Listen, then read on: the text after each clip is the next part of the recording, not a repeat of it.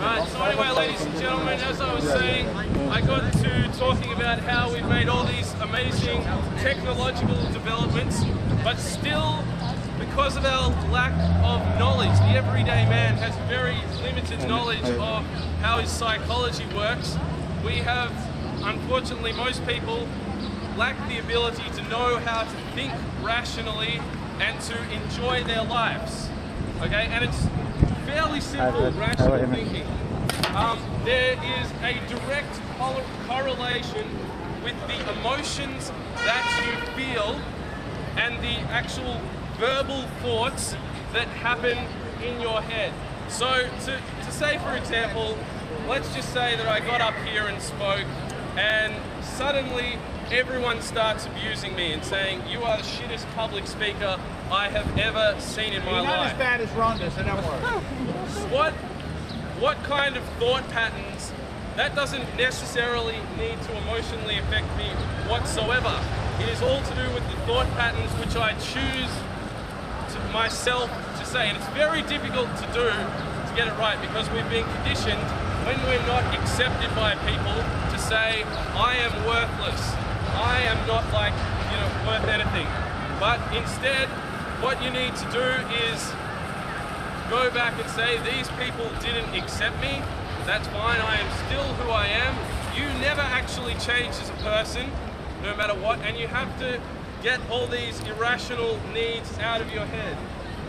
Okay, lots of irrational thinking happens. People think that basically the only need a human being actually has, we need adequate food to sustain ourselves, all right, to stay alive, and that is pretty much it. We don't need friends. We don't need to be accepted by other people. We don't need to fall in love. Yes, all these things may be highly desirable What if you fall in and love with a highly pizza? pleasurable parts that I think everyone would like to enjoy in life, but you need to get the notion out of your head that you need these things. Alright, so what happens? Let's just take, we'll take an example of someone who, say they decide they're going to go and pursue love. Alright, and they decide, they say to themselves, I need to fall in love. I need to be 120% accepted by another human being. So they go up to we'll say an attractive looking girl or an attractive looking member of the opposite sex, and they base, because they have told themselves, I need to fall in love, they base their entire self-worth on the ridiculous notion that someone else will accept them, which isn't a healthy thing to do, is it? It's not. So what happens inevitably? They get nervous. Because of their irrational thinking, they go up and they find that the girl doesn't completely accept them, and then they start telling themselves, holy shit, I'm completely worthless. The thoughts that they are putting onto this make themselves feel bad, not actually what has happened. And this continues to have a snowball effect. What then happens is next time, because they put so much of their self-worth irrationally into this situation, what happens is, what happens is when every time they are in a similar situation, they avert it. They avert trying to socialize with people, trying to talk, trying to pursue love, because they put their entire self-worth on the line. If you take that, you'll be invaded by demons. Not being accepted, which is the worst thing that could possibly happen to them. So, my basic message from this whole speech is, you need to think rationally and be in touch with reality, and constantly you have to go through a very disciplined process of self-awareness and self-evaluation through which you are aware of the internal thoughts that you are thinking, and then you go to redeem them by replacing them with new thoughts. So if you're having an irrational thought, say, I can't afford to lose my job, I will be destitute.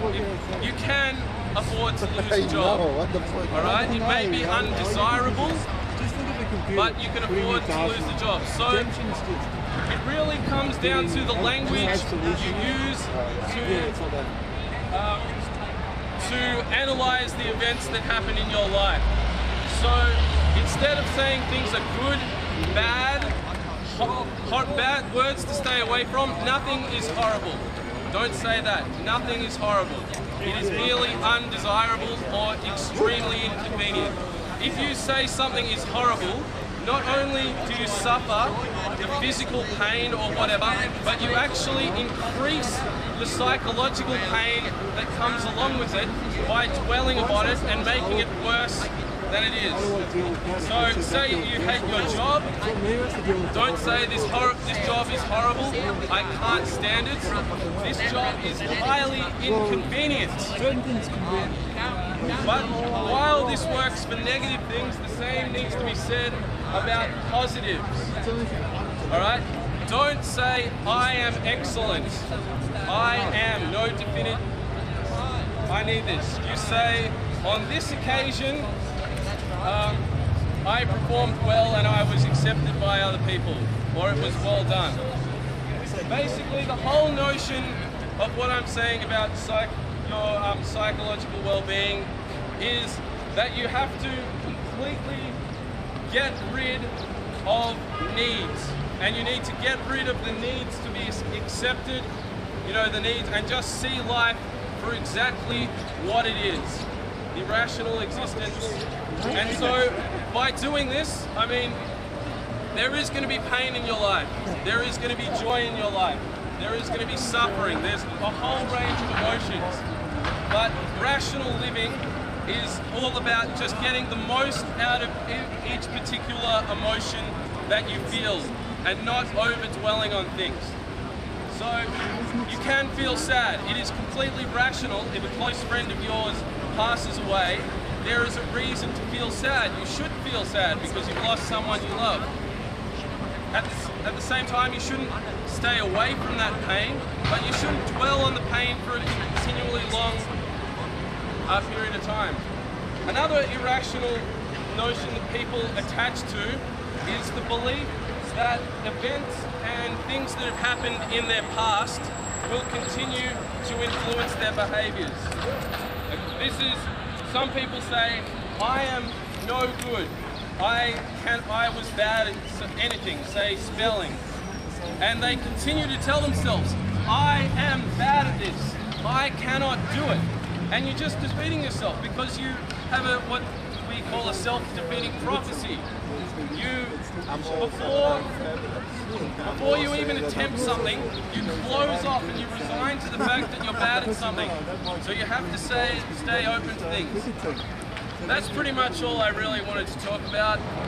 Rambled on for a bit. Yeah, if you have any questions, I'm willing to answer. This speech was actually completely improvised just then. So yeah, I was